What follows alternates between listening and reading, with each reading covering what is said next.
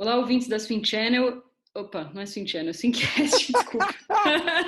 Meu, ela... Errei.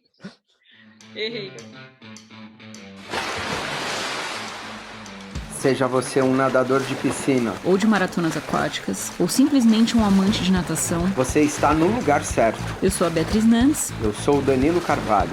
E esse é o Swingcast, o primeiro podcast de natação e maratonas aquáticas do Brasil. Feito com nadadores, treinadores e pessoas que não vivem sem natação.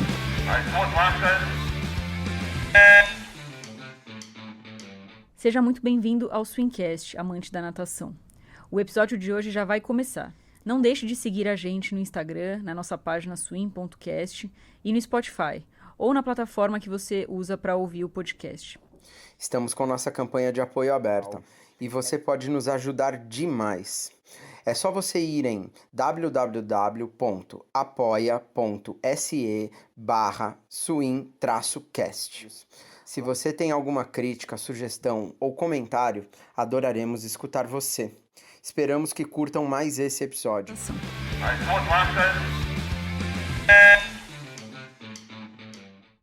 Olá, ouvintes da Swingcast. Agora acertando o nome aqui.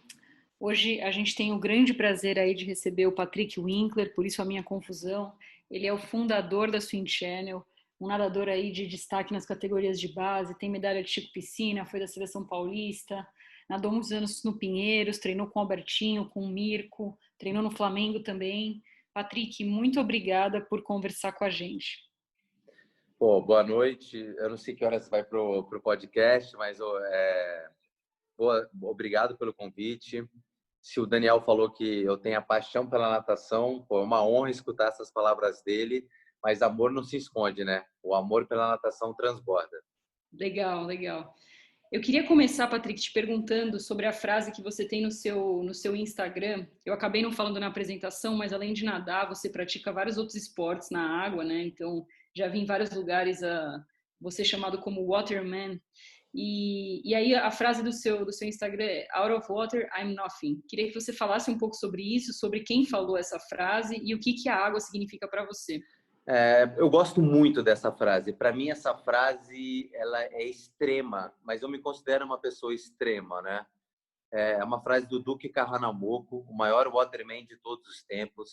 Na minha opinião, depois do Michael Phelps, o melhor nadador de todos os tempos, o melhor surfista, o homem que tirou o surf do Havaí e levou para todos os cantos do mundo, e o cara que integrou a remada polinésia também em vários cantos do mundo. Então, o Duque Kahanamoku, para mim, é uma referência, e eu já li mais de 15 livros em inglês sobre o Duque, e eu percebo que quem gosta muito de natação não sabe a importância que o Duque tem no surf.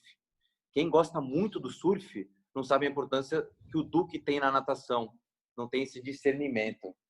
E apesar de eu amar muito a natação, meu esporte que eu mais pratico hoje é o paddleboard, que é a tradicional remada rústica, numa prancha utilizando somente os braços, e eu gasto todo o meu tempo livre surfando de longboard. Assim, são minhas paixões lá em cima. Então, fora d'água, eu me sinto quase nada, porque quando eu estou na Swing Channel, eu também me sinto na água. Que legal. E achei muito interessante a frase de você ter colocado a frase dele, porque eu estava assistindo uma entrevista do Brett Hawke com o Gary Hall Jr. recentemente, muito legal, deles conversando e tal. E o Brett Hawke pergunta para o Gary Hall: quem você acha que é o maior velocista de todos os tempos? Eu acho que na expectativa dele é que ele falasse eu, né? E o Gary Hall falou do Duque, né? E eu não conhecia ele. Falei, gente, quem é esse cara? Eu não acredito que eu não conheço esse nadador. Quem que é? Que ele ganhou quantas Olimpíadas? E aí eu fui pesquisar. Falei, gente, o cara é incrível mesmo. E aí vi que você falou dele. Então, assim, o Gary Hall tem a mesma impressão que você. Eu acho que você está uma boa companhia aí, na sua opinião. Olha, Bia, daria para falar 10 horas só do Duque Kahanamoku. Assim, é a história mais completa que eu conheço, mas ele foi campeão olímpico do sem nível de 1912, de 1920, era o melhor do mundo disparado em 1916. Não foi campeão olímpico porque teve guerra mundial, né? Primeira Guerra Mundial. Então, muito antes de Michael Phelps tentar um tricampeonato olímpico, de coração já existia um tricampeão olímpico, que era o Duque Kahanamoku, e incrível. O homem que basicamente introduziu a pernada 6 tempos para 2 braçadas no nado crawl. Um Waterman completo. Show, muito legal. Então, já que você citou o paddleboard, conta um pouquinho sobre isso pra gente, porque você tem resultados bem expressivos, né? Você já foi para 4 mundiais. Inclusive, eu conheci o Rogério, que foi no último com você. Ele me acompanhou num treino em Santos e ele falou de você com uma adoração, assim, falou que você era o cara do esporte no Brasil. Conta um pouquinho sobre isso. Em 1999, eu morei um ano na Austrália e foi um ano, para mim, que mudou minha vida. Eu morei junto com o Brian King, que hoje é o técnico do Sun Yang, né, do recordista mundial dos 400 e 1500. Desculpa, recordista mundial dos 1500. E ao final do meu treino de sábado, ele me chamava para remar de paddleboard. E aí, quando terminou a minha temporada em 99 e eu voltei para o Brasil, eu voltei com uma prancha de 10 pés, 10,6 pés, né? Então, naquela época, eu já viajava com pranchas muito grandes. E eu sempre pratiquei o paddleboard de uma maneira lazer. Mas, quando virou o ano de 2011, eu resolvi ingressar como atleta de competição no paddleboard. E aí, realmente, tive resultados que me motivaram muito. Me tornei o primeiro brasileiro a fazer Molokai Oahu, o primeiro brasileiro que mora no Brasil, né? Que mora em São Paulo, não que brasileiro que mora no Hawaii, a completar Molokai Oahu, a travessia mais famosa do mundo. Fui para 4 edições de campeonato mundial. Tenho colunas editoriais de paddleboard no Brasil. Então, eu sou muito influenciado pelo paddleboard. É um outro universo. E quando eu estou junto com o pessoal do stand-up e do paddleboard, eu sou tão apaixonado pelo paddleboard que o pessoal esquece que eu sou da natação. Eles conseguem me enxergar como um atleta genuíno do paddleboard sem enxergar surf e natação. E eu gosto desse tipo de visão.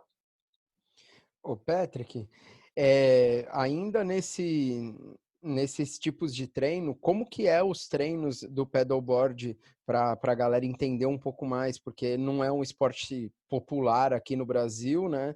E como a gente está falando, e a gente sabe que você tem uns resultados bem expressivos, se eu não me engano, teve um 6º lugar em um mundial, acho que foi do Havaí. Aí eu queria que você falasse como que é os treinos disso e desse resultado aí mais especificamente. Olha, o paddleboard, você rema deitado numa prancha, tem vários tamanhos de prancha, eu não vou entrar muito no detalhe, mas você rema deitado numa prancha em 2 posições. Uma totalmente deitado, com o braço alternado, parece que está nadando crawl numa prancha, e outra ajoelhada com o braço simultâneo, parece que está nadando borboleta. Os treinos eu realizo na raia da USP, segunda, quarta e sexta, e parece natação. Você tem um aquecimento, você tem a série principal, você tem um corretivo, você tem a soltura. E aos finais de semana eu treino no mar, né? Então no mar você tem que ter uma habilidade de passar arrebentação, surfar onda, de ter mais habilidade. Então eu faço o endurance durante a semana, né? Técnica apurada, e no final de semana é mar aberto, inclusive mesmo se o mar estiver grande, para mim eu pego o meu paddleboard, me enfio no meio do mar lá e tento aprimorar minha habilidade. Mas é a tradicional remada de prancha utilizando somente os braços. Esse é o paddleboard. E no Campeonato Mundial, ele é juntamente com o stand-up paddleboard. Então, stand-up paddleboard, você está de pé, remando com remo. E o prone paddleboard, deitado, remando com a mão. Mas o campeonato das 2 modalidades acontecem juntos. Minha última participação foi em El Salvador, final do ano passado, e eu consegui a 6ª colocação. Para mim, assim, foi o meu auge, né? Eu tinha 41 anos e eu consegui aplicar a minha experiência de vários anos de natação, mais essa vontade nova que eu tenho no paddleboard, que eu consigo melhorar. A natação eu não consigo mais melhorar, mas no paddleboard eu consigo. Então, isso me dá um gás a mais. O animal. É muito bom, muito legal, muito bom conseguir melhorar ainda no esporte, né? Eu acho isso incrível. Mas vamos voltar para o começo, então. Você é do Rio de Janeiro, né? Conta como que começou a tua relação com a natação, com o mar. Você tem alguém na família ali que já gostava de esporte? Quando que você começou a nadar? Eu sou de 1978, com 2 anos, a minha mãe ela era sócia atleta do Fluminense, né? Ela jogava tênis de mesa, mas a minha mãe não tinha recursos para pagar uma babá para mim. Aí ela teve uma ideia genial. como ela era sócia atleta do Fluminense, a aula de natação era mais barata do que pagar uma babá, bem mais barata. Então, ela me matriculou de segunda a sexta com 2 anos, porque não tinha dinheiro, era mais. Daí eu ficava sob os cuidados do professor de natação, desde segunda a sexta, e ela conseguia fazer as atividades dela no clube. Então, eu acabei nadando porque babá estava muito caro no Rio de Janeiro. Essa é a realidade. Aí aprendi a nadar no Fluminense. Desde aquela época, com 2, 3 anos de idade, já conheci Luiz Lima, Márcio Eggers, alguns nomes lá da natação. Me mudei, tive uma passagem relâmpago no Vasco e aí eu fui para o Flamengo. Fiquei 7 anos no Flamengo, fui campeão mirim, fui campeão petis, fui campeão infantil A primeiro ano. E aí no ano de 1991, aliás, no Flamengo tive vários técnicos, mas o que eu mais gostei foi o Duda, né, que está lá até hoje. E em 91, meu pai teve que se mudar para São Paulo por uma oportunidade de trabalho. Meu pai é engenheiro, veio para cá e eu já fui para o Pinheiros. E foi o dia mais maravilhoso da minha vida, porque no dia que eu me mudei para o Pinheiros, eu conheci todos os meus melhores amigos num único dia. Num único dia. São meus melhores amigos até hoje. E aí no Pinheiros conheci o Albertinho, já no meu primeiro dia de São Paulo, e tive a oportunidade também de ser campeão brasileiro infantil pelo Pinheiros, aí juvenil, júnior, campeão do Chico Piscina. Eu fiz a categoria eu tive uma excelente formação em categoria de base, né? Se quiser me interromper, Dandé, eu tô falando direto ali, vai fazendo as perguntas. Manda ver aí, você já está contando. E esse lance que você comentou agora, né, do sucesso que você teve ali nas categorias de base, o Okuda estava falando para mim que, ele ganhava tudo, não dava para ganhar dele, eu só perdia dele. De uma maneira prática, os nadadores do Rio de Janeiro, na década de 80, eram muito mais fortes que o resto do Brasil, muito. Então, até no meu primeiro ano de Campeonato Paulista, a diferença de ganhar um Campeonato Paulista, com todo o respeito do mundo, era mais fácil do que ganhar o Campeonato Carioca. Se eu citar alguns nomes da minha idade, como Guilherme Barbosa, Leandro Jorge, Marcos Arruda, tinha um peso maior do que dos atletas de São Paulo. Mas isso só na base, né? No adulto, São Paulo e Rio, naquela época, tinham o mesmo nível. Hoje, São Paulo é o estado mais forte, mas naquela época o Flamengo era mais forte. Quem conhece um pouco de natação sabe o que o Flamengo representa na década de 80, né? É só ver os números em termos comparado a Pinheiros e Minas. Aí, em 91, eu vim para o Pinheiros. Os revezamentos do Pinheiros, quando eu entrei, passou a vencer o Flamengo e o Fluminense. Então, as maiores disputas de revezamento infantil e juvenil eram o Pinheiros contra Flamengo e Fluminense. Eram disputas emocionantes, né? Até hoje são as melhores memórias da minha vida, que é categoria de base.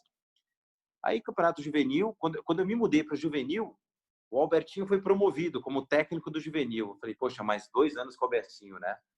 Aí fui para o Chico Piscina, fui vice-campeão do Chico Piscina no 100 borboleta, 200 medley, revezamentos, 4x100 livre, 4x100 medley, já defendendo a FPN, né? Para quem é velhinho, sabe que a FAP, antes de ser FAP, era a FPN.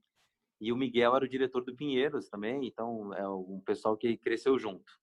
Aí eu tive um excelente ano juvenil. Assim, eu considero essa medalha de prata no 100 borboleta do Chico Piscina um dos momentos mais legais da categoria de base, porque se defender o estado de São Paulo é mais legal que defender o Clube Pinheiros, assim, é mais legal, assim, uma disputa Rio contra São Paulo do que Pinheiros contra Flamengo, né?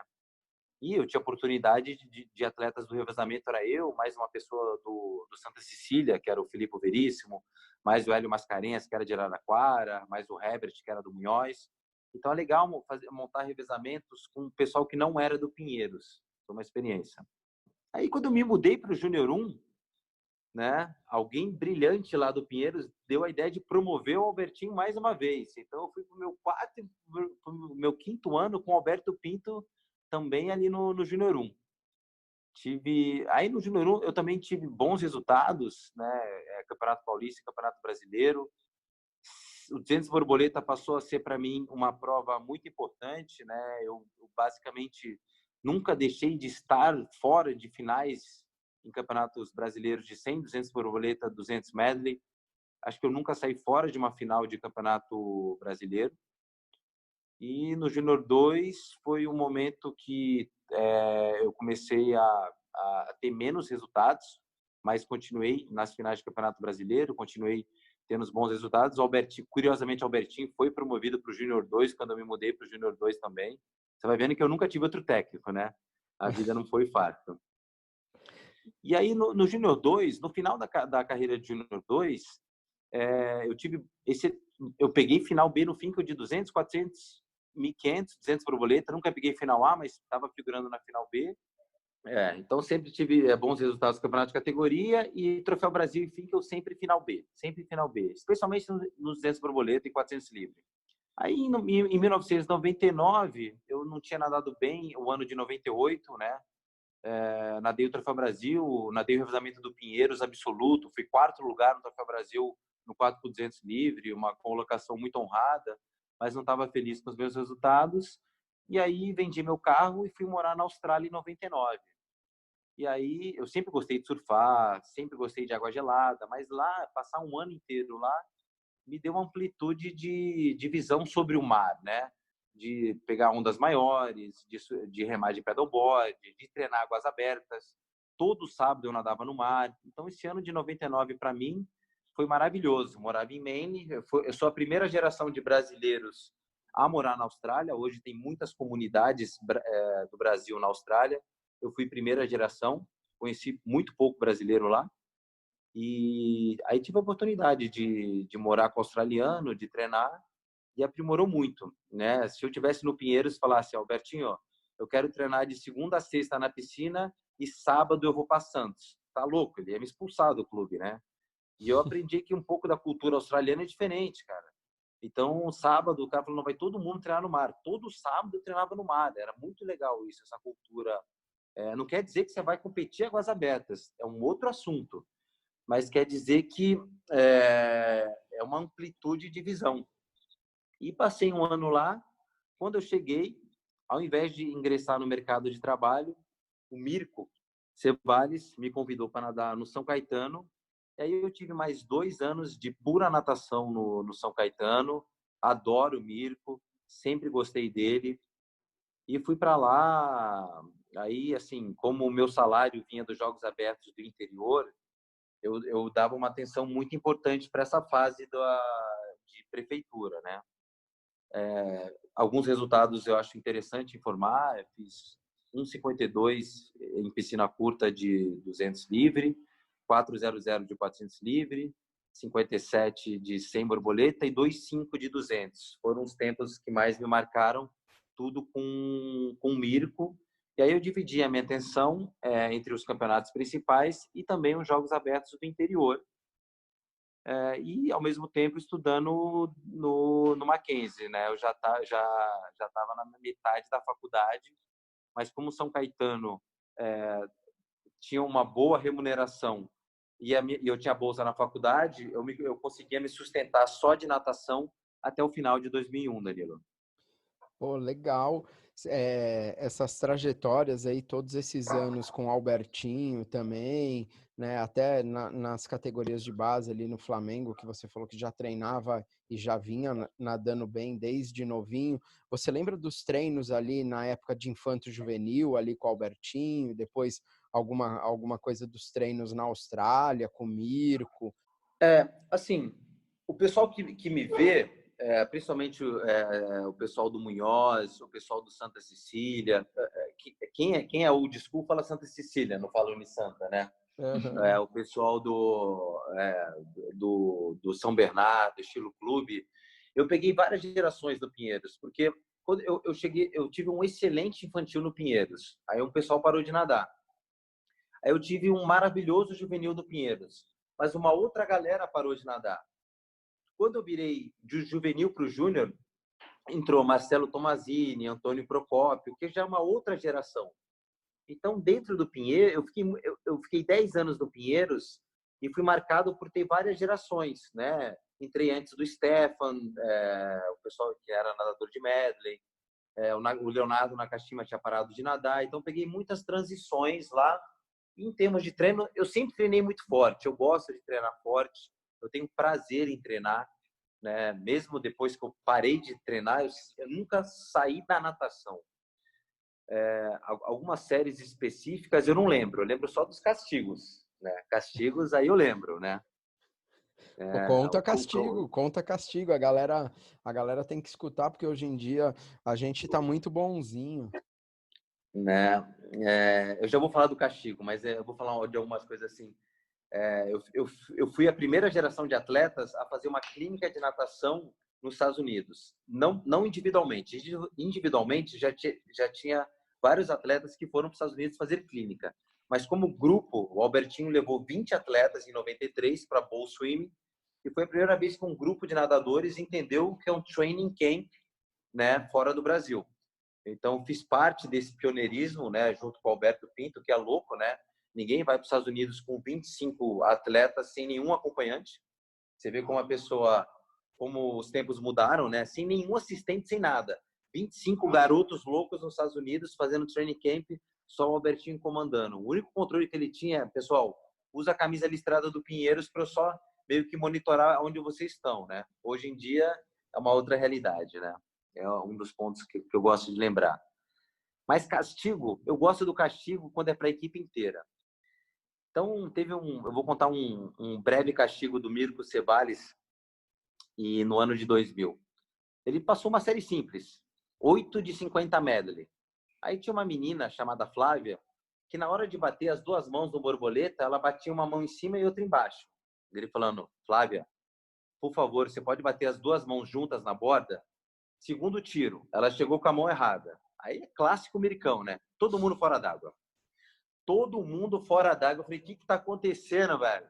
Eu falei assim, todo mundo fora d'água. Como é que se chega de borboleta? Com a mão junta. Beleza. Todo mundo, 1000 borbo na longa.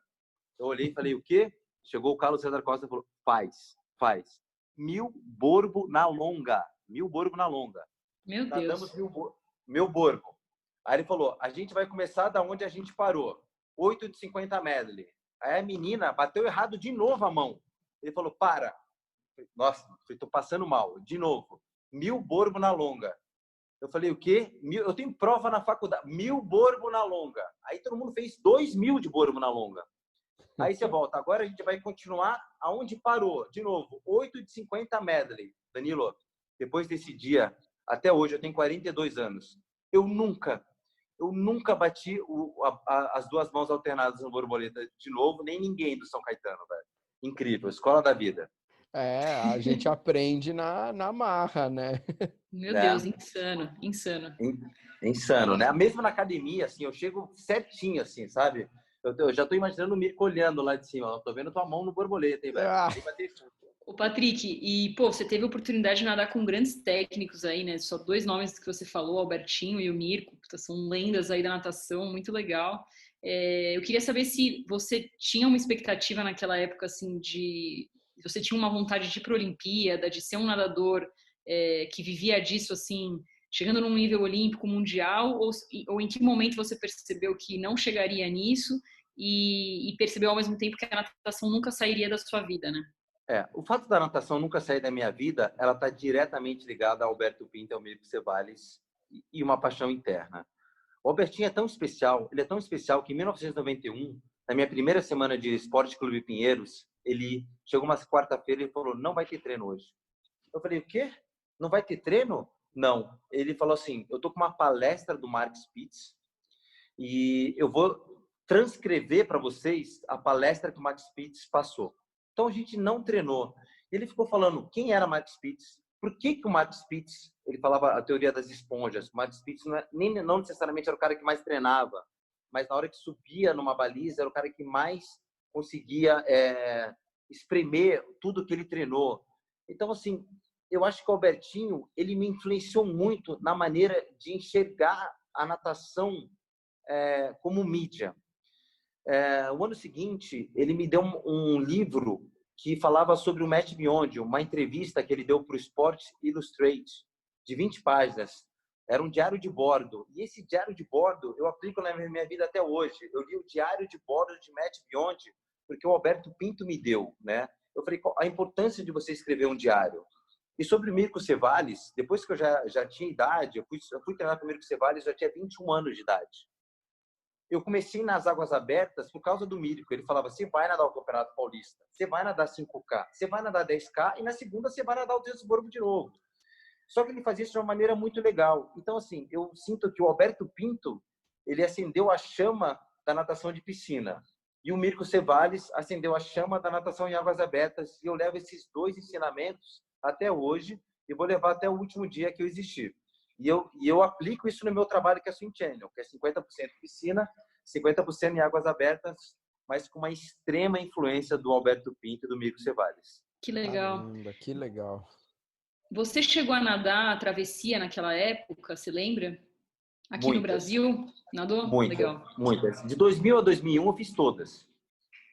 2000 e 2001 foram 2 anos que eu fiz todas mesmo, assim, até negociar comigo era fácil, porque já tinha ônibus de São Caetano, já tinha toda uma estrutura, né? E, cara, assim, a única coisa que poderia te liberar de um treino de segunda-feira era uma boa travessia. Porque se a gente tinha competição no domingo, o Mirko não liberava na segunda. Se eu ia surfar no domingo, ia falar, Mirko, não vou treinar na segunda, ele me matava. Agora, se eu falava, Mirko, nadei 10 pau, tô morto, ele fala, pode faltar na segunda. Era a única maneira de não treinar na segunda, era fazendo essa travessia. E São Caetano tinha uma estrutura boa, né? Então, ele dava ônibus, alimentação, ticket.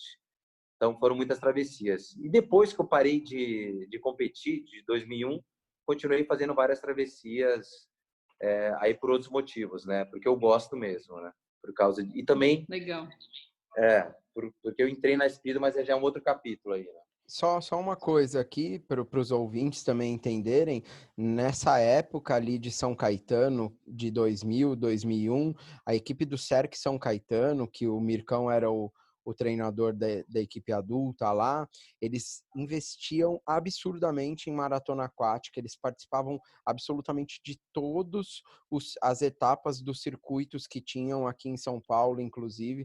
Foi um período ali que São Caetano investiu extremamente na maratona aquática, isso a gente está falando de 20 anos atrás, né? Então existe muito, entre aspas, pioneirismo ali entre essas pessoas envolvidas. Muito mesmo, Danilo, porque o Mirko é muito fora da curva. E naquela época, assim, era interessante. Já, por exemplo, 400 livre, 800 livre, eu chegava na frente do Glauco.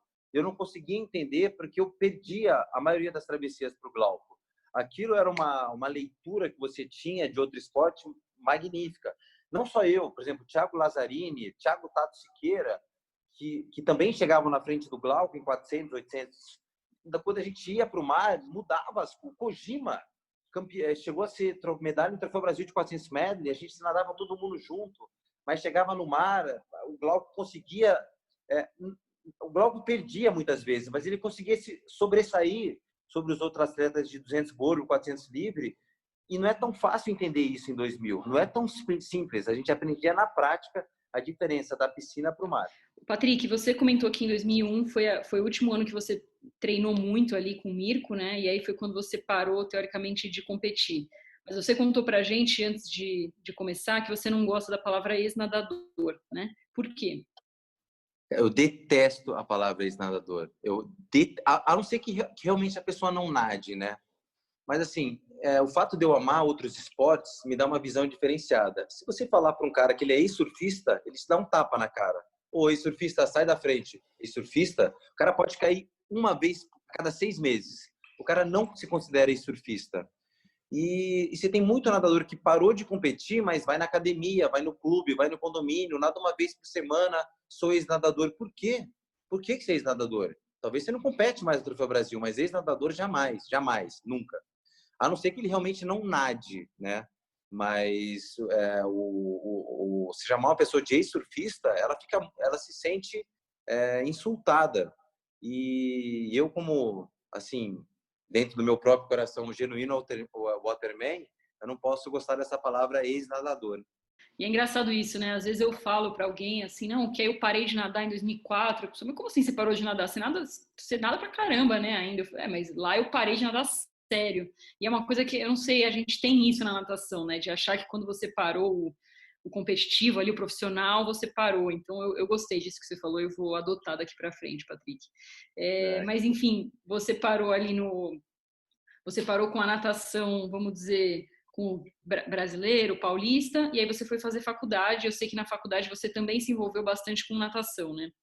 Aí, assim, eu sempre achei que os outros esportes não achavam a natação legal. Isso sempre me incomodou, sempre. Aí, quando eu estava na faculdade, o Mackenzie é uma instituição, eu sou muito mackenzista, né? Não só fiz Mackenzie, como sou muito mackenzista, gosto do Mackenzie.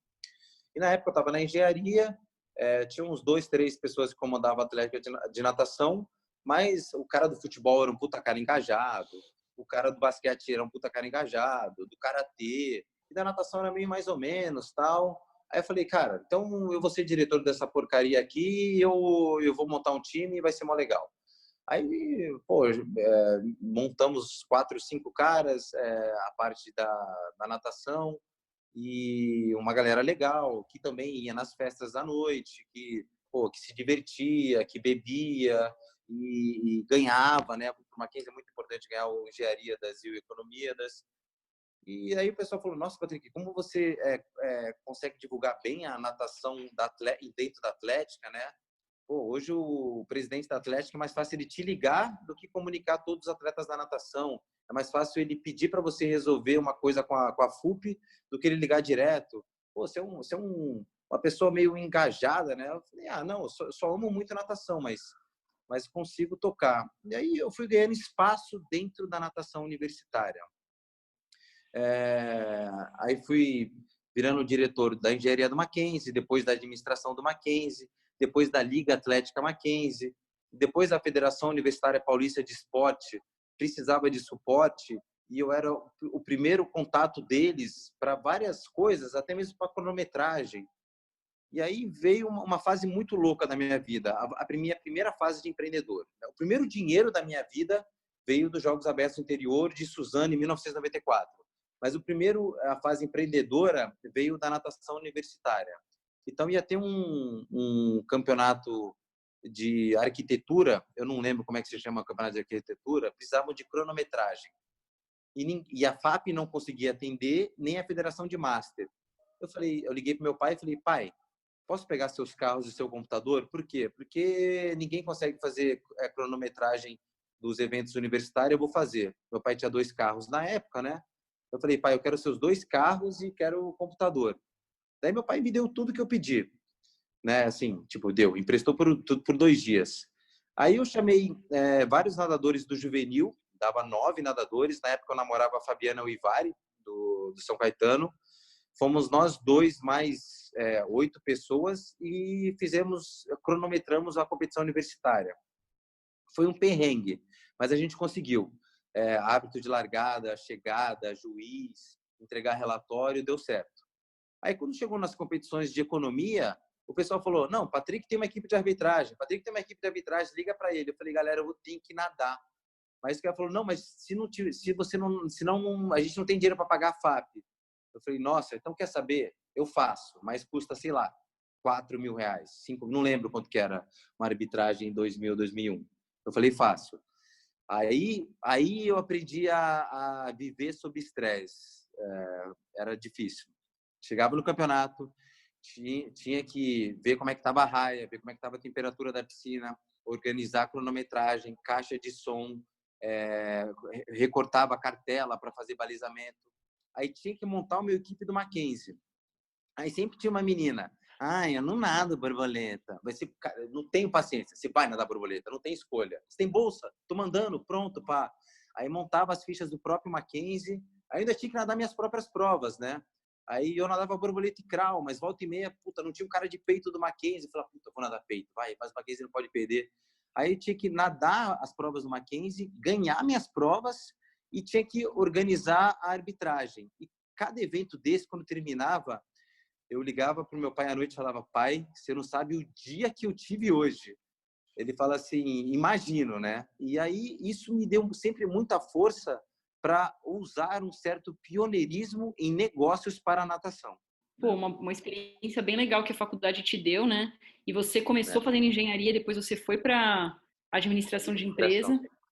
Nos meus últimos anos de administração, todo o meu tempo livre, eu não tinha muito dinheiro, mas eu tinha o dinheiro suficiente para fazer um bate-volta no Guarujá sem depender de ninguém, né? Que é caro, é pedágio, é gasolina e tal, mas eu gastava o meu dinheiro fazendo bate-volta. E eu gostaria de trabalhar com surf naquela época, mas aí rolou um insight assim para mim. Poxa, por que trabalhar com surf eu quero trabalhar? Eu quero trabalhar com natação, né? Eu quero trabalhar com natação. E o Mackenzie tinha autorizado um dinheiro. Quando você ganha a confiança da faculdade, é muito legal, né? Ainda mais quando você já tem 7, 8 anos de faculdade. E eu tinha dinheiro para comprar produtos de natação para o Mackenzie. Aí eu fui lá na Speedo e falei, Speedo, quero 20 sungas, 20 maiô, 40 toucas, né? Aí, não sei o que lá, tal, tudo. Daí eu saí, pô, que empresa legal, né? Aí eu falei assim, pus na minha cabeça, quero trabalhar na Speedo. Pus. Aí os caras, pô, não tem vaga, você não tem experiência, não tem tudo, mas eu cheguei na Speedo falando, mas eu quero trabalhar aqui. Cara, beleza, você é um cara bacana, você entende natação, você é universitário, mas não tem vaga. Aí, beleza. Aí fui no mês seguinte, eu quero trabalhar aqui. Aí não sei o que, e fui durante 10 meses, todo mês, eu ia na Speedo, eu falava assim, eu quero trabalhar aqui, quero trabalhar aqui. Aí depois de um belo dia, era o dia do meu aniversário, me ligou a secretária do diretor de marketing da Speedo falando, Patrick, apareceu uma vaga aqui. Você pode fazer uma entrevista hoje? Eu falei, posso. Agora? Falei, posso. Abandonei prova no Mackenzie, abandonei tudo, tal, cheguei. Aí fui contratado pela Speedo, mas assim, fui eu que escolhi a Speedo, não a Speedo que me escolheu. Eu fui muito chato.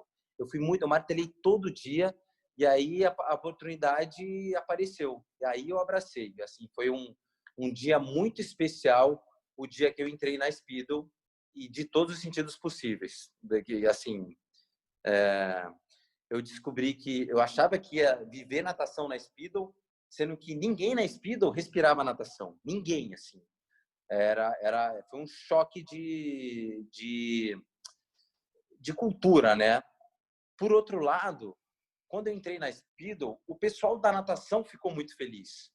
Hoje em dia, o gerente de marketing da Speedo é um super veterano, o Igor de Souza, mas naquela época não era. Eram pessoas muito alheias à natação. E numa época onde só se falava de Fast Skin 1.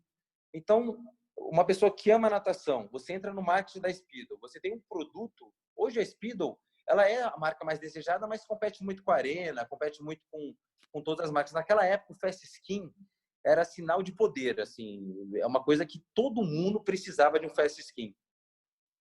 E eu entrei na natação, eu falei, eu acho importante a gente ir em Troféu Brasil, acho importante a gente ir em Troféu José Finkel. Ninguém nem sabia, às vezes, que era Troféu José Finkel dentro da empresa. E eu senti que era uma lacuna de importância. E, aos poucos, eu fui criando espaços dentro da Speedo. Eu me lembro que quando eu entrei, na primeira semana que entrou na Speedo, o pessoal só conhecia Michael Phelps. E aí o Ian Crocker tinha assinado o contrato com a Speedo de fora. E naquela época a Speedo pagava royalties para a Speedo de fora, então eles podiam utilizar a mesma nomenclatura. Aí eu falei assim, pessoal, você está sabendo que o Ian Crocker assinou com a marca e é um cara que pode ganhar do Phelps? Não, você pode escrever o texto? Eu posso. Aí eu coloquei, Ian Crocker, recordista mundial do 100 borboleta, melhor, mais rápido que Michael Phelps, assina com a marca. E aquilo explodiu na mídia de 2003 para 2004. Aí o pessoal da Speedo falou, nossa, Patrick, que trabalho maravilhoso. Eu achava aquilo básico. Eu achava aquilo muito, muito, muito básico. Saber que Ian Crocker era mais rápido que Michael Phelps numa prova de 100 borboleta e era uma boa jogada para a Speedo. E aí eu fui entendendo que as marcas esportivas, elas estão muito distantes do atleta. Muito. E você se tornar o elo entre a marca e o atleta era bom para os dois lados. E eu fiquei mais de 4 anos na Speedo e aquilo foi me dando muita força. Aí ajudei a Speedo a entrar no triatlon, fizemos contratos com Jogos Pan-Americanos, né? Fizemos contratos com o Comitê Olímpico. Eu tinha uma verba de nada, mas tinha que contratar César Cielo, Thiago Pereira e Caio Márcio.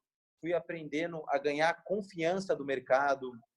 Hoje em dia, eu falo o Thiago Pereira e o César Cielo, eles me veem como uma pessoa sênior, mas naquela época eu era só um pouco mais velho que eles. E eles me viam como, pô, o Patrick vai resolver minha vida na Speedo. O Patrick eu sei que vai conseguir chegar ao Fast Pro a tempo. Porque para um Fast Pro, para um Fast Skin 2 não chegar a tempo, era muito fácil acontecer. Então, você foi ganhando a confiança dos melhores atletas do Brasil, porque dentro da Speedo, eu falava assim, galera, não quero saber do varejo, não quero saber do comercial. Se não chegar o Fast Pro a tempo do Troféu Brasil, a nossa imagem perante a galera que vai comprar vai ser ruim. Eu já fui ameaçado de ir embora 1 milhão de vezes, mas eu também estava cagando, porque eu queria construir uma imagem perante ao atleta de performance que eu não podia falhar. Eu chegava dentro da Speedo, eu falava assim, galera, a gente não pode falhar, eu não posso falhar.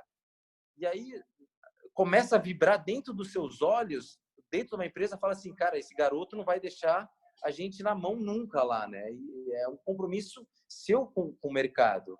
Então, a minha relação com a Speedo, eu tenho saudades até hoje, Daniela. Eu sempre gostei muito, muito. Mas era uma empresa que não respirava natação e eu acho que eu consegui ajudar a respirar mais a natação. Relacionamento com CBDA, com FAP, com FPN, com FARG, com atleta, ajudou a ter mais esse discernimento.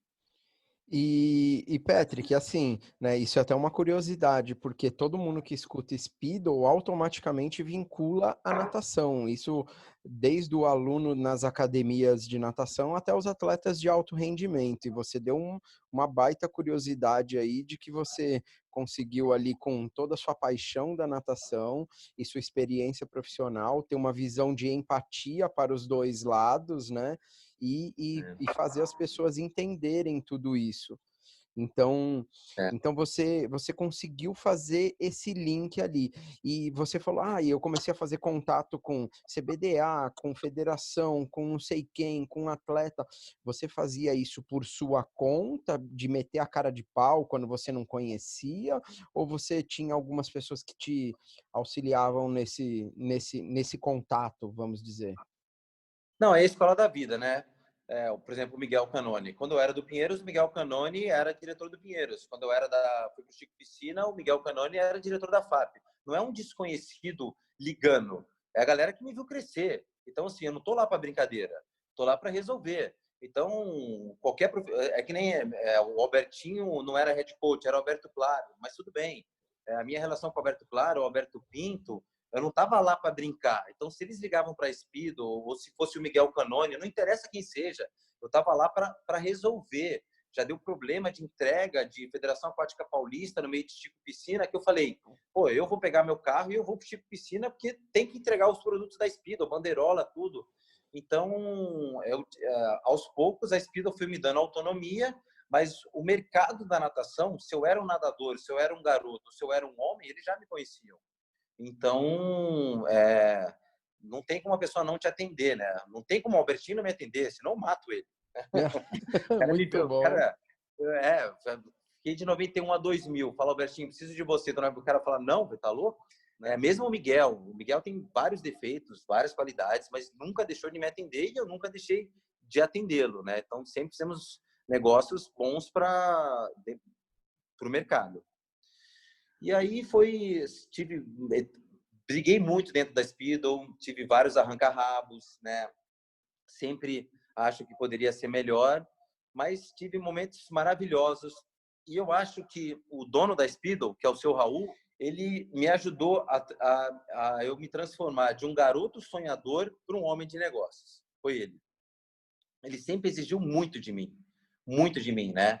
Eu me lembro que uma vez ele estava na sala e falou, Patrick, você fechou com o Thiago Pereira? Eu falei, seu Raul, eu liguei para ele todos os dias e eu não consegui, mas eu vou ligar amanhã e eu vou ligar. Daí ele falou assim, Patrick, você acha que você consegue fechar com o Thiago Pereira? Eu falei, acho que sim. O que você precisa? Eu falo, eu preciso estar cara a cara com ele, porque por telefone está ruim. Ele falou assim, pega o carro, vai até Volta Redonda, que ele está lá, passa o dia, dorme no hotel e volta com isso resolvido. Então, assim, eu acho que a escola da vida que o seu Raul me proporcionou na Speedo foi realmente de um homem, cara, vai lá e resolve, entendeu? Sabe? Eu era um garoto e o Marcelo Teixeira, que é o que comanda a Unisanta, me recebeu. Ele está acostumado a fechar grandes negócios com jogador de futebol de Santos. Eu tinha pouco dinheiro para investir da Speedo, mas eu saía de uma reunião e falava, cara, Speedo é a melhor marca. Se a Unisanta vai estar bem assessorado, uniforme e tal, tudo. Então, eu sempre fiz negócios demonstrando muita verdade nas negociações, né? e sempre até limite. Se o meu limite era R$5.000, ou era R$7.000, eu falava assim, Unisanta, Thiago Pereira, eu tenho 5.000, cara. É o melhor que eu consigo chegar e é isso, cara.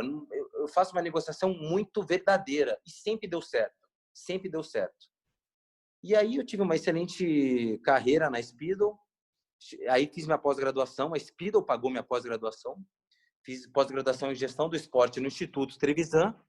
E a teoria do meu TCC, meu projeto TCC, foi o lançamento da Swim Channel. Mas era um momento que eu queria guardar esse projeto porque eu estava muito apaixonado pelo surf.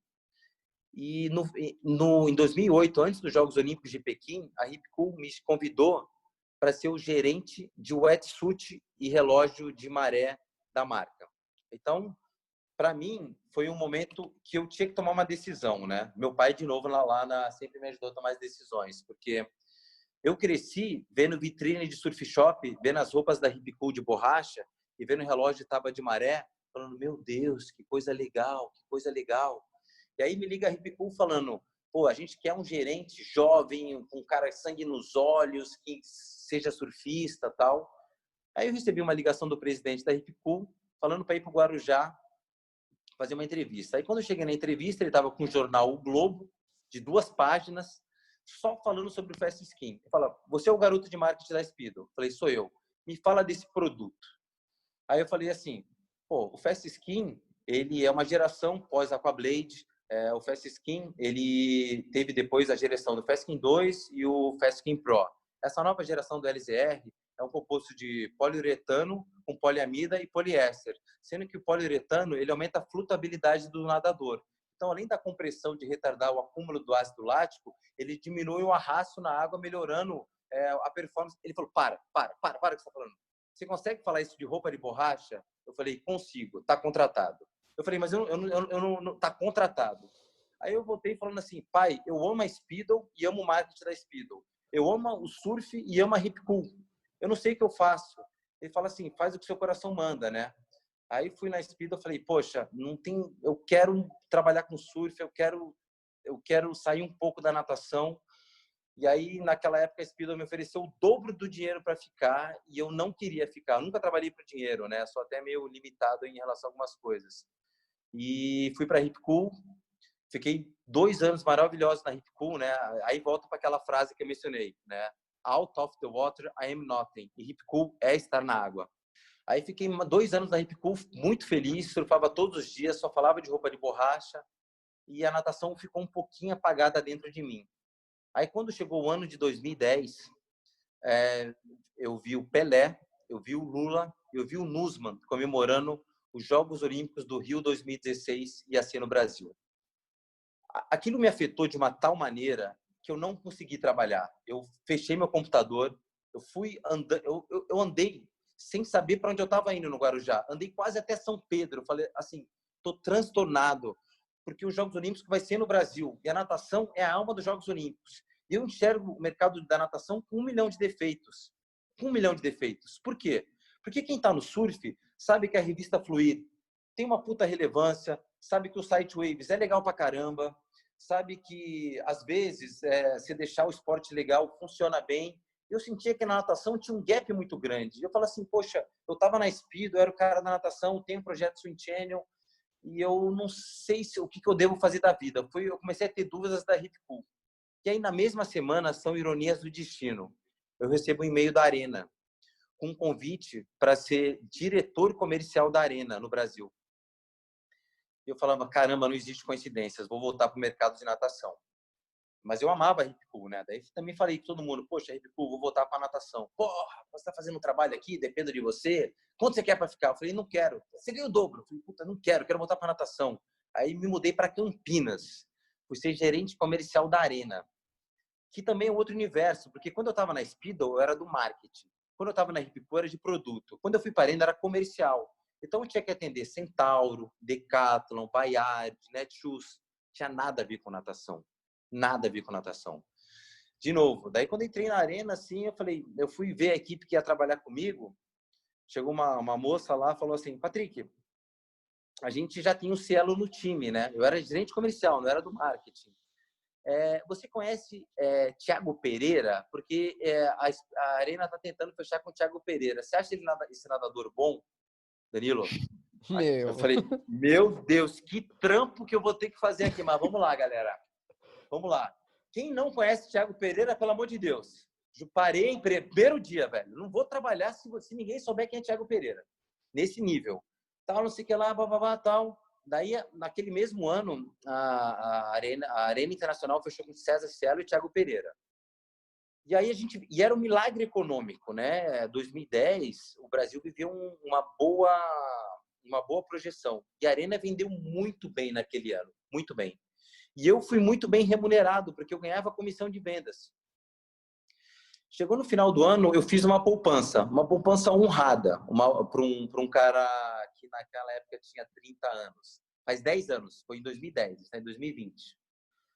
E aí eu pensei assim, poxa, eu tô com um pouco de dinheiro, não gosto muito de ficar em Campinas, que é muito longe do mar. Nadava no Tênis Clube de Campinas, mas era muito longe do mar. Para ir para o Ubatuba era 4, 5 horas, para ir para o Guarujá era 3 horas, falei, não vou aguentar muito tempo. Falei, cara, vou tomar uma atitude. Vou abrir a Swim Channel. Uma atitude, porque eu ia sair de ser um empregado para abrir a Swim Channel. Mas eu falava, quem é Patrick Winkler, né? Por que Patrick Winkler vai dar certo? Aí eu respirei fundo e falei assim, cara, eu fui gerente de marketing da Speedo. Eu fui gerente comercial da Arena. São as 2 maiores marcas do mundo. Eu sei como conduzir a natação. Pá, bati na mesa. Liguei para Daniel Takata, liguei para Satiro Sodré, liguei para Guilherme Freitas, liguei para Pulse, liguei para todo mundo. Liguei e falei, vou lançar a Swim Channel. Mas você vai abandonar o emprego, você vai viver de quê? Eu vou viver do que eu vender, né? Tal. Quanto custa para imprimir uma revista? Cada revista custava R$30 mil para imprimir. Eu tinha dinheiro suficiente para imprimir 3 edições, né? Eu tinha R$90 mil guardado naquela época lá, né? O mercado impresso é muito caro. Eu falei, vou para cima. Fui, me despedi da Arena, mas no mesmo dia que eu me despedi da Arena, eu fechei um contrato com a Arena e com a Speedo para lançar a Swim Channel. E os 2 aceitaram, e os 2 fecharam o contrato anual, falando assim, se você está fazendo um projeto de natação, eu confio em você. E aí eu lancei a Swim Channel com 2 anúncios, Speedo e Arena.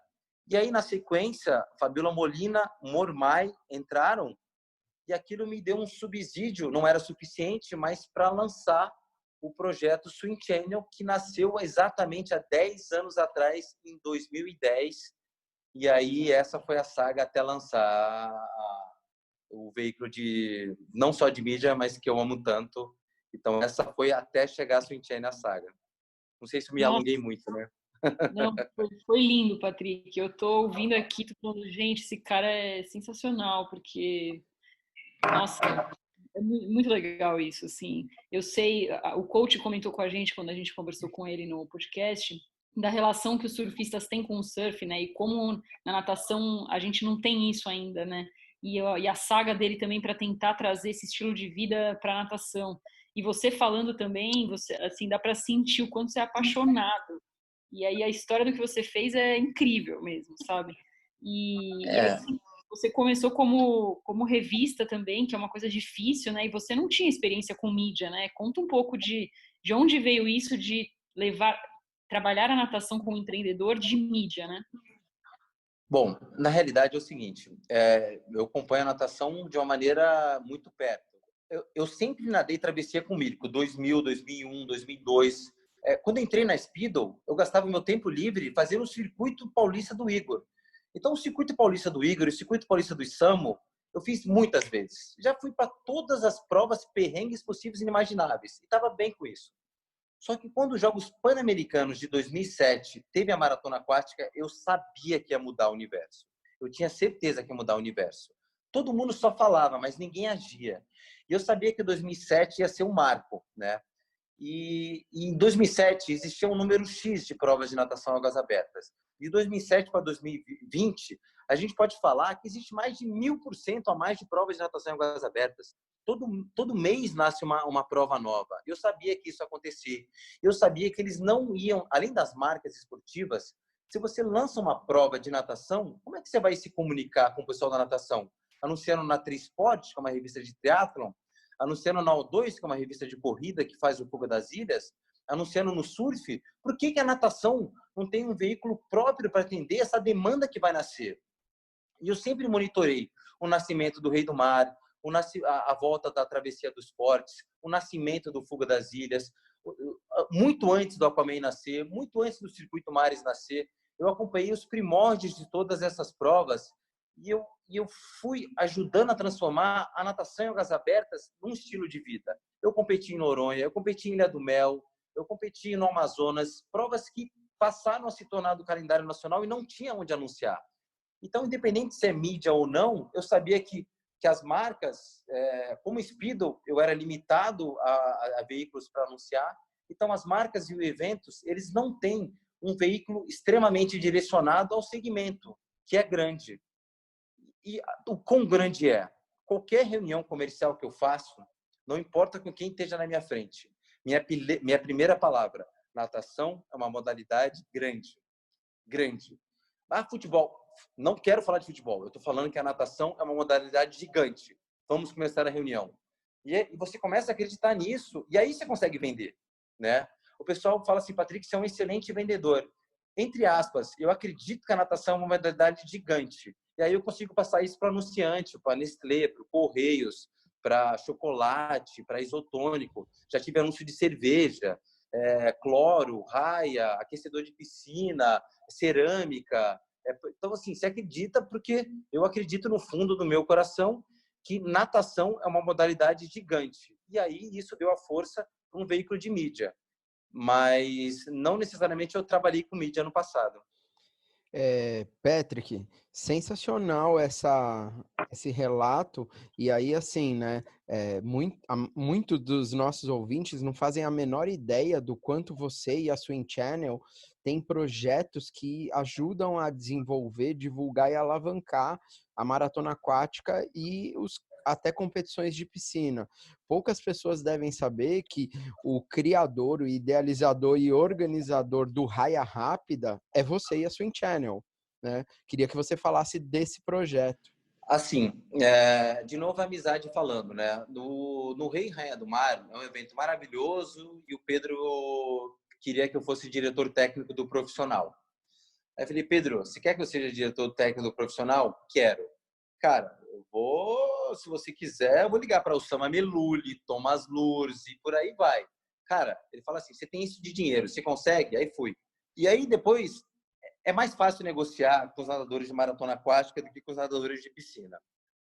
Mas você ganha base. Aí em 2012, depois dos Jogos Olímpicos, a gente tinha, de novo, a gente estava no milagre econômico, né? Então, o Brasil não sentiu a crise e o dólar estava 2,2 para 1. Uma excelente moeda. E no primeiro Raia Rápida de 2012, eu falei, Pedro, vamos fazer esse formato? Vamos. Estava no meu computador. O Raia Rápida sair do meu computador para a Rede Globo, até hoje eu fico com a mão gelada de falar, porra, sabe, antes de morrer, algumas coisas que você gosta de lembrar do que você fez, foi o Raia Rápida. E aí a gente dividiu as tarefas, eu e o Pedro Monteiro. Mas aí o Pedro Monteiro ficava um pouco mais no comercial e eu ficava um pouco mais na linha de frente. E aí eu fiquei amigo do Fred Busquet, me ajudou muito. Falei, Fred, você pode nadar? Posso. Você pode me passar o telefone do Florent Manadou? Ele falou, posso. O Florent Manadou não falava inglês, eu não falo francês, eu tinha que negociar dinheiro, cachê, explicar a prova e convidar ele para vir para o Brasil. Quando o Manadou falou sim, eu falei, caralho, velho. Aí liguei para o Matt Target na Austrália. Eu falei, que foi o Manadou que me deu o telefone do Matt Target. Aí o Matt Target estava dirigindo. Eu falei assim, it's Patrick from Brazil. Eu falei com ele, me dirigindo e falou, cara, gostei do seu projeto, topo. Eu falei, você pode me dar o telefone do Magnussen? Eu falei, tipo, dei um tiro, né? Falei, posso. Aí ele me deu o WhatsApp do Magnussen. Falei, caralho, é agora. Liguei e falei, Magnussen, é o Patrick do Brasil. Tal, não sei o que lá. Ele falou, cara, aí eu falei, Pedro, você não vai acreditar. Fechei com o Magnussen, com o Manadou, com o Fred Busquet. E não sei, falei, como? Eu falei, cara, não sei, eu saí ligando, deu certo, cara. Então, o Raia Rápida de 2014, o James Magnussen era o atleta de 2012, mais badalado do mundo. Ele perdeu os Jogos Olímpicos, mas ele era muito melhor que o Nathan Adrian. E o Manadou era uma zebra que venceu o Cielo, né? Então, quando a gente conseguiu trazer o Manadu e o Magnussen, o resto foi muito mais fácil. A gente já teve Cameron Vanderburg, que também era campeão olímpico do 100 peito, Roland Schoeman, eu sou fã do Roland Schoeman, uma infinidade de nadadores, mas, Danilo, Bia, na coragem, pegando o WhatsApp, você liga o WhatsApp e dá o melhor de você, fala, cara, a competição vai ser irada. Eu falava, a Rede Globo consegue atingir 15 milhões, ele falou, 15 milhões? Eu falo, você vai aparecer para 15 milhões de pessoas ao vivo, o dólar tá 2-1, tal, não sei o que lá, tal, não sei, tal. Beleza. E aí foi fechando, mas o cara fecha, primeiro, porque você tá muito feliz do outro lado, e segundo, porque ele gostou do formato do evento. Então, eu gosto muito do Raia Rápida. Tô muito empolgado falando aqui, né? Foi mal, não, galera. tá irado. Muito legal. Não, e assim, eu acho que a importância do Raia Rápida é justamente essa também, de trazer esses caras e de estar na TV aberta, né? Que isso é uma coisa que é muito importante, né? Quantos nadadores a gente já conversou aqui no podcast que falam que começaram a nadar, que viraram olímpicos depois, porque viram uma Olimpíada na TV, ou porque viram uma matéria com um nadador na TV. Então, assim, a TV ela tem uma força muito grande ainda. Então, você ter conseguido colocar natação na Globo domingo de manhã, é uma coisa muito legal. Então, realmente, você tem que ficar muito orgulhoso, Patrick, porque foi incrível. É um mérito junto com o Pedro Monteiro. Eu e o Pedro Monteiro, a gente sempre esteve junto nessa empreitada, né? E aí, o Troféu Brasil e a CBDA, eles não estavam mais na Globo de domingo. Foi tudo pro Sport TV. Durante anos ficaram no Sport TV. Então, o Rei do Mar era a única prova de águas abertas que passava na Globo. E o Raia Rápida era a única prova de natação de piscina que passava na Globo. O resto, o Troféu Brasil, o FIM, que é o Chico Piscina, era só Sport TV. E o pessoal de fora enxerga isso e fala, você está ganhando milhões. Não, pelo contrário, a gente implorava para estar na Globo, o dinheiro não era muito, mas, assim, o mercado passa a te enxergar como um diferencial, né? Por ter 2 eventos de Globo ao vivo, né? Inclusive, até me prejudicou um pouco numa época onde a Bandeirantes sempre me contratava para ser comentarista esportivo. Mas eu falava, uma coisa é você ser diretor de evento, a outra coisa é você ser comentarista esportivo. E aí eu sempre consegui estar na Band e estar na Globo separados. E aí a Bandeirantes passou a me dar muita credibilidade. Falou, caramba, o cara consegue separar ele como comentarista dele como gestor de evento, o que não é tão fácil, né? E aí a Bandeirantes me deu uma oportunidade de ser comentarista no Band Esportes, que eu fui durante 4 anos. E eu saí do Band Esportes e ia para a Globo resolver o problema de Rei do Mar e Raia Rápida. E aí o Pedro falava, cara, você tem um jogo de cintura, né, cara? Eu falei, Pedro, cara, estamos falando de natação pura. E aí a credibilidade na Bandeirantes chegou a um ponto, e quando chegou nos Jogos Olímpicos do Rio 2016, todo mundo contratou especialista. Então, o Sport TV contratou o Cielde, contratou Daniel Takata, contratou Fabiola Molina, a ESPN contratou a Flávia Delaroli, a Fox contratou o Djan Madruga, né? E aí, só que as gigantes do mercado, que era a Globo e Record, a Globo contratou o Gustavo Borges e a Record contratou o Xuxa. E a Bandeirantes, que era a terceira grande, não tinha um cara para TV aberta. E aí eles me ligaram, falando, Patrick, você quer ir para TV aberta? Com Álvaro José? Eu falei, cara, é o sonho da minha vida, não quero narrar com Galvão, eu quero Álvaro José, você vai ficar com Álvaro José e você vai pegar Bandeirantes canal aberta. Aí eu liguei pro meu pai e falei, caralho, pô, a Globo tem o Gustavo, que é medalhista olímpico, a Xuxa tem o Record, que é medalhista olímpico, eu só sou conteúdo e mais nada, e a Bandeirantes me chamou para tomar conta do canal aberto no Rio 2016. Então, eu sempre consegui separar o gestor, do nadador, do remador, são várias facetas. E essa credibilidade que a Bandeirantes me deu de ir para a TV aberta também eu fico muito emocionado e tenho o discernimento, de novo, uma pessoa especial me ensinou a falar de discernimento, né? O discernimento de separar um gestor de evento para outros business. E daí você tem uma maleabilidade de política de estar em vários canais ao mesmo tempo. Estou falando de muito de novo, né, Danilo? Não, tá sensacional. E aí a gente falou um pouco do projeto do Raia Rápida, que é um negócio de piscina, mas você já veio citando, e a gente tem que compartilhar com os nossos ouvintes a importância aí do Rei e Rainha do Mar também. Queria que você entrasse um pouquinho mais nisso. Então, o Rei e Rainha do Mar, além de, novamente, ele durante 9 anos foi o único evento de natação na Globo. Teve uma só edição da Travessia dos Fortes, que ressuscitaram e mataram ela de novo, que eu acho um evento extraordinário. E daí fiquei basicamente 8 anos como diretor técnico do profissional, né? O diretor técnico do profissional, ele elabora o circuito, o trajeto, faz o convite dos atletas.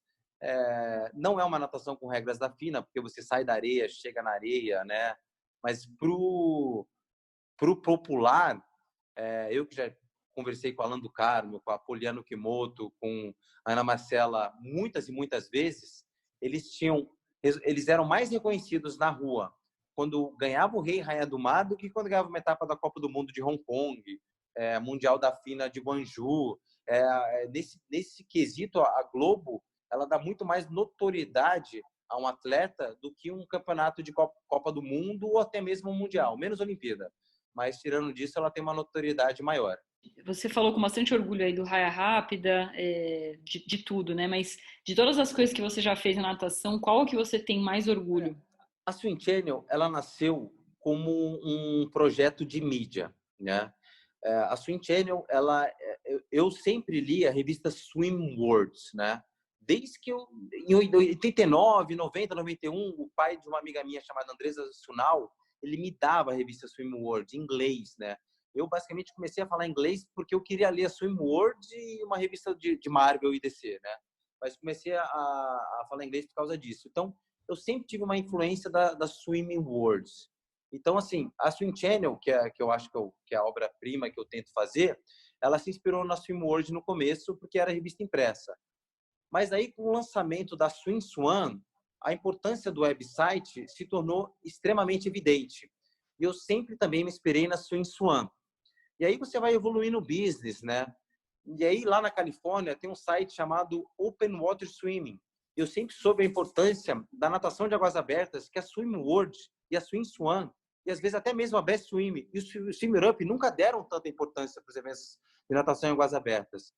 Então, eu já tinha inspiração da Swim World, da Swim Swan e da Open Water Swimming. Então, a Swim Channel fala tudo sobre esses canais de natação. E aí eu sempre também depois acompanhei a Swim Outlet, que é a maior loja de natação do mundo virtual. E eu falei, chegou o momento da Swim Channel lançar o e-commerce. Daí a Swim Channel lançou o e-commerce de uma maneira bem estruturada, já tinha uma comunicação muito forte com todas as marcas esportivas. Depois lançou a loja física, né? Então isso é uma inspiração também muito grande nesse sentido, porque se você for ver, a Swim Outlet é a maior anunciante da Swim World e da Swim Swan. Então, a gente tenta fazer uma verticalização dos produtos aqui na Swim Channel. Exemplo, se você quiser comprar uma bermuda de natação, um óculos de natação, não vai estar na Centauro, não vai estar na Decathlon, não vai estar na Netshoes. Como é que você atende esse mercado? Se ninguém te atende, você mesmo faz esse mercado. Então, a Swim Channel também passou a ser varejo inspirado na Swim Outlet nesses 3 sites. E eu gosto muito que a Swim Channel nunca fica parada. E recentemente ela mudou agora para um lugar onde tem piscina. A gente tem uma piscina de 20 metros por 2 metros. E quando eu vi essa piscina, eu chorei. Eu imaginei tanta coisa nessa piscina, tanta coisa, que já no primeiro dia a Fiore deu um bloco de partida para a gente, deu raio antimarola, deu cronômetro, termômetro, bandeirola. A gente conseguiu implantar em pouco tempo sistema de análise biomecânica, VASA, sistema de outros produtos de natação. Ainda essa semana a Speedo vai utilizar como test drive de produto. Então, assim, o que eu penso da Swim Channel é ou você cresce ou você morre, né? Então, a Swim Channel, ela nunca está parada e ela tenta sempre acompanhar o que acontece no mundo e aplicar dentro do cenário nacional. Então, se eu tivesse que ter um orgulho maior, eu não poderia não falar da Swim Channel como o meu maior orgulho. Não, legal demais. E aí eu ia te perguntar dessa nova fase da Swim Channel. Você falou assim, ou ela cresce ou ela morre. O que é crescer para você nesse segmento, no caso da Swim Channel? De todos os sentidos possíveis, né? Mas assim, por que assim, dentro, não para os nadadores, mas para o mercado, todo mundo fala assim, pô, o Patrick é um bom vendedor, né? Mas eu não acho, ou cresce você morre. Quando eu atendo o cliente, eu não tento vender para o cliente as coisas que eu tenho. Eu tento entender a necessidade do cliente e aí eu aplico a solução. Sei lá, vou dar um exemplo. A Hammerhead agora ela quer ter um resultado melhor em bermuda de competição. Aí beleza. Aí eu elaboro uma estratégia para atender essa demanda, né? De como talvez a Hammerhead tenha que entrar nesse segmento. Ou, sei lá, a Aquasphere tem um reconhecimento muito grande no triatlon, mas não tem um reconhecimento na natação de piscina e lançou a MP. O que você pode fazer por mim? Ou a Mormai era uma marca genuinamente do surf. E hoje é líder nacional em venda de wetsuit para natação. Mas 10 anos atrás ele falava, Patrick, como você vai me ajudar a vender roupa de borracha para natação? Eu chegava, eu tenho o Rei do Mar, eu tenho o canal de Ilhabela, eu posso emprestar publicidade. Então, a gente, assim, tenta entender a demanda do cliente e aí você oferece. E se você não tem o que oferecer, você dá um jeito. Então, naquela época, eu não tinha autonomia para vender o Rei do Mar. Eu vendi na coragem, falei assim, o Rei do Mar é meu, tá aqui, pá. Aí fechou um contrato que renovou por 8 anos. E o Pedro Monteiro fala, atitude, hein? Então, assim, foi um momento que a gente cresceu em assumir o Rei do Mar para a área comercial dele, para não ficar parado, porque a gente não produzia prova de águas abertas. Eu simplesmente entendi a necessidade do cliente e falar, não, a gente tem também isso. Então, ou você cresce, ou você pode, só vender banner, só vender uma página, é parar no tempo. Você tem que entender a solução do cliente e vender. Por exemplo, assim, eu tenho 2 reuniões agendadas para o mês que vem. Uma de uma empresa que quer vender mais ozônio e outra de uma empresa que quer vender aquecedor solar de piscina. Eles não querem banner, eles querem solução de vendas. Então, vou ver como a Swim Channel pode ajudar nesse caminho.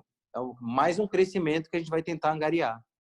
O Patrick hoje, vendo tudo que está acontecendo no mundo e mais especificamente aqui no nosso país, né? Você acha que a natação e a maratonas aquáticas vai para qual caminho a partir de agora? Eu tenho certeza e muita convicção que vai para um caminho muito bom.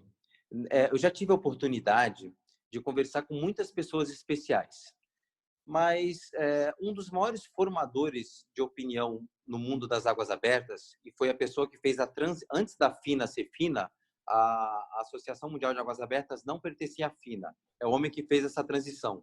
Chama-se Steve Monatones, o maior estudioso de águas abertas. Ele veio para o Brasil já 3 vezes e ele falou assim, Patrick, eu nunca vi um evento tão bem organizado quanto o Rei do Mar.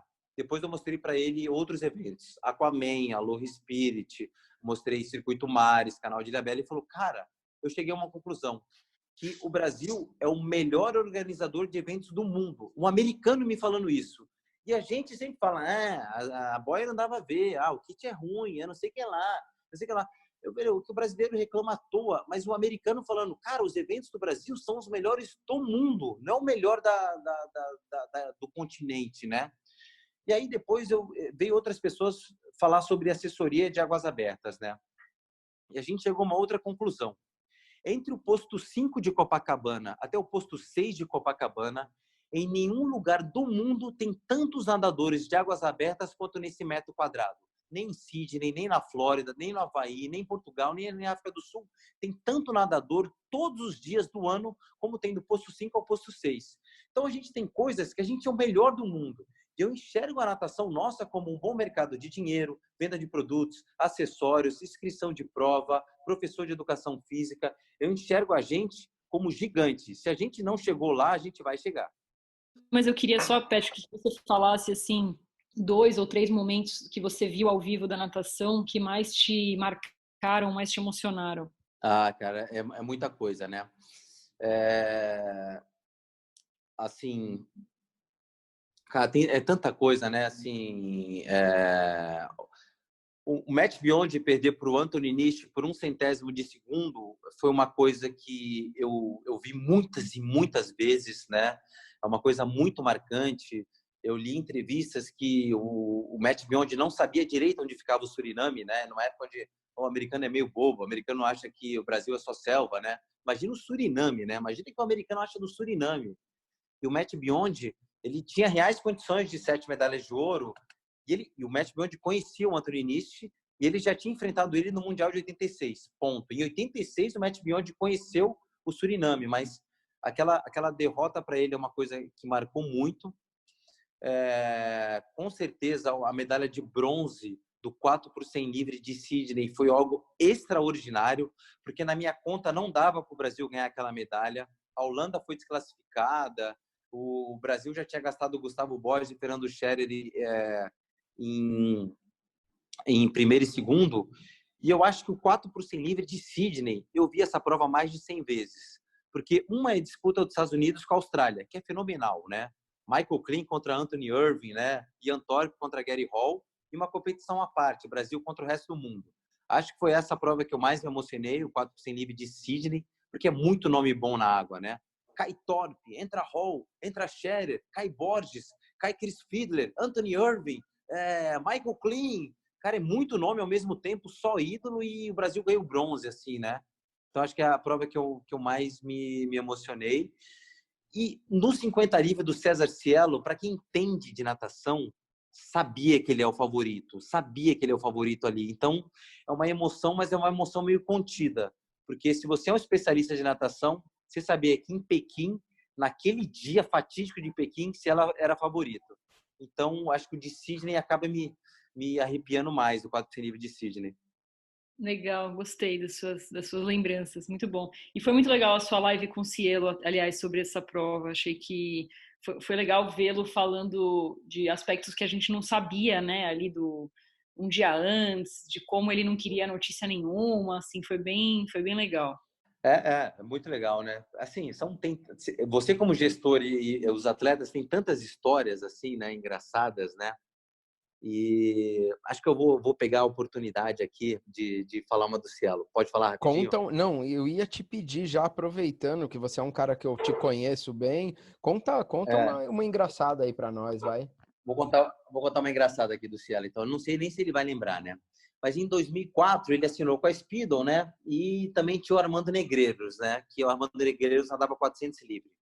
E eu tinha que entregar o Fast Skin. Só que o Armando Negreiros estava no Rio e o Cielo em São Paulo. Eu falei, César, o Cielo era novo de tudo, assim. Um dia antes, a gente tinha ido para uma Endless Pool sem aquecimento, numa loja de triatlon, que a piscina devia estar 19 graus, cara. O Cielo colocando um Fast Skin fedido, que já tinha passado na mão de 30 manequins, 10 nadadores. Eu falando, Cielo, você tem que pôr esse Fast Skin e nadar na Endless Pool do cara lá. E o Cielo não tô aguentando de frio. Eu falava, irmão, você consegue, né? Aí ele foi lá, eu falei, nunca passei tanto frio. Aí eu coloquei a mão na água, tava frio mesmo, tava 19 graus, né? Aí no dia seguinte ele foi na Speedo, eu falei, Cielo, você pode entregar esse Fast Skin para o Armando Negreiros? Pode. Eu falei, então você só assina aqui. Assina para mim que você está retirando 2 Fast Skins. Aí eu virei de costas, tá ele assinando assim, Armando, eu falei, Armando Negreiros. Eu falei, Cielo, o que você está fazendo?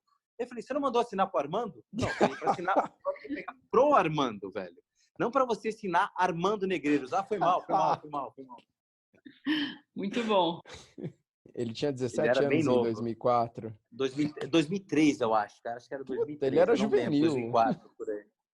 Sensacional. O Armando, que a gente conversou com ele aí num dos primeiros episódios do Swincast, um cara super gente boa, super apaixonado por natação também. Bela história, Patrick. Né? Várias histórias, né? Pô, conta mais uma então aí, já que... Entrega a galera aí. Não, vou contar mais uma de uma era pré-internet. Meu primeiro ano de Speedo também, tem até gente da Speedo aqui. Meu primeiro ano de Speedo, a gente fez uma parceria ali, que a Speedo dava produtos, mas não dava dinheiro para o Cielo e para o Lucas Salata.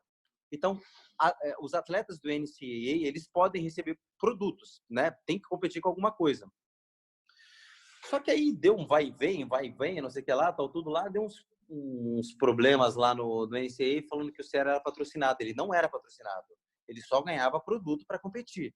Só que eu estava em Ubatuba e não existia laptop, né? E nem existia senha de e-mail. Por um acaso, eu tinha levado o carimbo da Speedo na minha mala. E aí eu estava em Ubatuba, num sábado à noite, o Cielo me ligando, irmão, preciso de você, preciso de um carimbo da Speedo, falando que eu só ganho produto hoje. Minha prova é amanhã no domingo. E, graças a Deus eu tinha um carimbo da Speedo, um carimbo. Aí eu fui numa lan house, cara, uma internet meio que mais ou menos discada, carimbei lá, falando o atleta César Cielo só recebe produto, assim, eu não sei de onde eu arrumei aquele carimbo dele, foi e competiu nesse, sabe? Deu tudo certinho, mas tinha tudo para dar errado, assim. A internet discada já é ruim, a de Ubatuba é uma merda, sabe? Então, é um sufoco que você passa quando eu falo assim, galera, tô contando com você, você fala, vou resolver. Então, já passei poucas e boas com os melhores atletas aí do Brasil. Nossa, perrengues que a gente nem imagina, né? Muito, muito louco isso. Os bastidores, né? Os bastidores.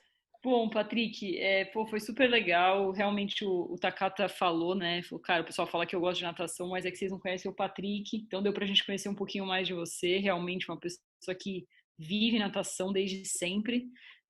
Deixa um recado para os nossos ouvintes que são também apaixonados por natação. Eu acho a natação uma modalidade maravilhosa. Ela, em todos os sentidos, se você é um nadador e você quer se aventurar a outros esportes aquáticos, você sempre vai estar seguro, né? Se você cair de uma prancha, se você cair de um veleiro, se você cair de um stand-up, de uma canoa havaiana, de um paddleboard, a natação ela te dá uma segurança extraordinária para você se aventurar em qualquer coisa no mar. Então, curta a natação, use ela para viajar. Embora eu goste mais da natação de piscina, meus momentos mais engraçados são na natação de águas abertas. E ela é um motivo para viajar, né? Quando tem uma travessia de Noronha, travessia do Amazonas, travessia do Pantanal, travessia da Ilha do Mel, travessia da Ilha Bela. Usa isso como motivo, viaja, leva sua namorada, leva sua esposa, leva seu filho e sempre tenha isso em mente. Natação é uma coisa muito legal mesmo. Show. O Patrick me deu uma ideia aqui enquanto você falava. Vocês não pensam em fazer uma travessia da Swim Channel, não? Olha, eu prefiro que não, porque a Swim Channel tem mais de 25 anunciantes como travessia, né? Então, eu preciso divulgar o canal de Ilhabela, a gente precisa divulgar o Xterra, precisa divulgar o Aloha. E se a gente tem um produto próprio, isso pode causar um certo receio perante aos outros organizadores, né? Talvez uma travessia de 10 anos comemorativa, tudo bem, vamos comemorar 10 anos, mas um circuito Swim Channel não, porque a gente tem a credibilidade de comunicar todos os outros eventos, né? Então, é o mesmo motivo que eu já recusei consultorias individuais de produto. Então, eu já recebi falando, Patrick, você pode ser consultor nosso para vender na Centauro, Decathlon, de alguns produtos de natação? Mas se eu fizesse isso, outras marcas iam ter um receio. Poxa, o cara tá consultora, sei lá, de uma marca X. Para que a gente vai anunciar na Swim Channel? Então, para você ter a credibilidade, você não pode estar em nenhuma marca, em nenhum evento. Você faz jobs separados, mas não a Swim Channel. Entendi, perfeito. Bom, obrigada então, Patrick. Foi sensacional.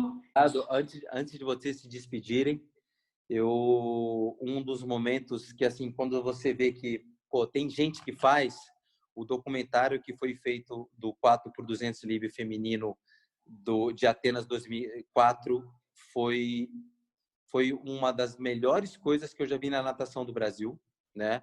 Foi feito sem recursos, mas com muito amor, muita dedicação. Vídeos como esse faltam no Brasil. E eu não tive tempo de elogiar no dia. Eu ia pedir a palavra, mas o Albertinho foi o primeiro a pedir a palavra. Eu falei, já que o Albertinho falou, não vou falar nada. Mas eu falo agora. Foi maravilhoso. Eu fiquei emocionado com esse tipo de trabalho. E também agora com o trabalho que vocês dois estão fazendo. Eu conheço o Danilo também já há muito tempo, né? Então, parabéns. Se vocês estão dando parabéns para mim, eu desejo a mesma intensidade para vocês. Obrigada, Patrick. Obrigado mesmo. Sensacional. E brigadão por ter conversado com a gente. Vida longa aí a Swim Channel. Parabéns pelos 10 anos. Show, mano.